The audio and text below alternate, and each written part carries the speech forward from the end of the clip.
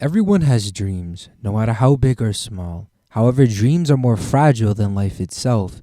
No matter how large or small it might be, they are never comparable in size. The same can be said about one's feelings. Even if you can repeatedly cast those feelings aside in the loving memory of the one they're directed towards, they won't find redemption in it. Only you will. If this is too deep for the intro, if so, I'll find another use, but just in case it's perfect, let me introduce. Have you ever missed a person you never dated? I have. It's probably one of the worst feelings I've experienced so far in my life, missing the days, the memories of this person where I just felt happy with their presence. This kind of question doesn't really get asked a lot, and I feel like it really should, because it really does hit you in the feels if there was that one person you knew for months, weeks, or maybe even years, and you over time caught feelings for them, but they never felt the same way towards you. So you either just stop talking or maybe just continue the friendship, but in the back of your mind, you know you can't do that because they don't feel the same way romantically as you do. And so it's almost like, why would you even continue the friendship in the first place? There's a debate on whether or not you should stay friends with somebody even if you have feelings for them. I think it can really go by a case-by-case study because I have two stories to tell you here. But before I do want to fill in on the debate, I guess. I honestly think you can't really stay friends with a person you really have feelings for, especially like if they don't even feel the same way towards you. Like if it's your girl best friend you've known since childhood and then you kind of just tell her that you really love her and stuff, and she just doesn't feel the same way, and then you guys stay friends, I don't think you would feel okay enough to be around that person if they got into a different relationship, knowing that that could have been you, and maybe in your mind you're thinking it should have been you. Many have also said that you can just stop talking to them for a while until those feelings eventually just die down and then you just come back and it's more of a friendly way. But then I ask, wouldn't the feelings always come back because you've just stored them deep inside of you? But then when you reconnect with the person, wouldn't they just slowly and gradually come back, repeating the cycle over and over again? So this first story takes place around January 2023, ending December 2022, I think. I might have the timeline confused, but somewhere around there, we'll say. We would really talk a lot. Although she would get busy sometimes, our conversations were amazing. We would always be on the games, chilling and vibing. It was just perfect. A couple months in, at least for me, I slowly started to catch feelings for this person, but one of the biggest mistakes I ended up making was never really telling her how I felt. Essentially, we would just have conversations and chill and hang, but I wouldn't tell her how I felt because this was a point of my life where I was at my absolute lowest. She was the light at the end of the tunnel for me. She was the only reason why I kept a lot of things pushing during that time. She was the reason why I was motivated to go really focus and pursue something in content creation. I was really at a low point at the end of 2022, starting 2023, and she was that positive energy that I needed, regardless of what was going on, in her personal life, which I obviously will not get into, but regardless of what was happening, she would always try her best to make sure that I was okay and that, stuff will just be fine at the end of it all. That's why to me, she felt like she was the one. And I know a lot of us throw that terminology nowadays, but at the time, she was the one for me. I really felt like if I would have the courage to tell her how I felt, maybe something would have happened. Maybe. But in this case, it didn't. Because of what I was going through and a lot of other factors, she was the perfect person, but at the wrong time.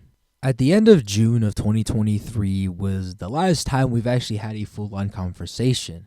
I don't remember much of this conversation. It was just really personal, I think, from what I'm able to remember. But that entire day, I was really debating on telling her how I felt about her. Maybe I should have, but in this case, we just got on a call and just went through everything normally, and she hasn't known about how I was since. After that conversation, I haven't spoken to her in over a year, and I could reach out, Maybe, who knows? Maybe I will. But in this story, after everything that went down, I missed her a lot. I had to take a break on a lot of stuff that I was doing and distract myself because I thought I could have the courage to ask her out, but I just never really did.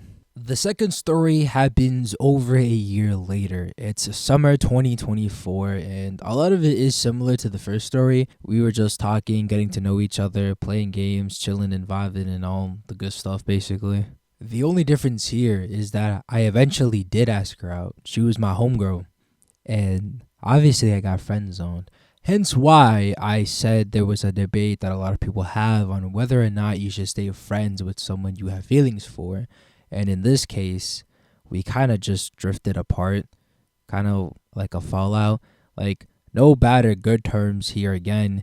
It's simply just I haven't reached out simply enough, or I might have, I don't even remember, and then she's just airing me. So a lot of the times when you ask a homegirl out and then like she either says no and like friend zones you, it's kind of just like, damn, kind of hits.